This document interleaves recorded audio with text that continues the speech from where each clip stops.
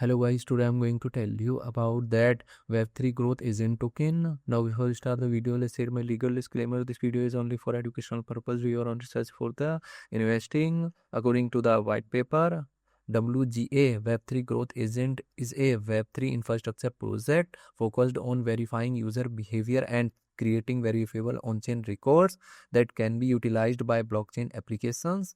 The project is designed to help decentralized applications distinguish genuine user activity from automated or fraudulent interactions by combining behavioral analysis with blockchain-based verification.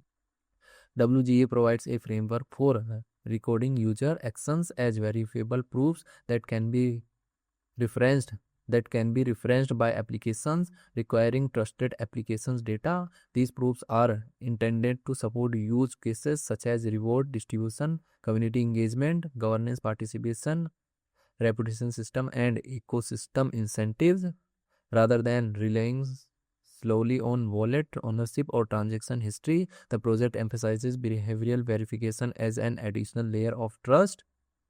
Web3 Growth Agent token total supplies 10 billion and circulating supplies 1.3 billion XYZ token.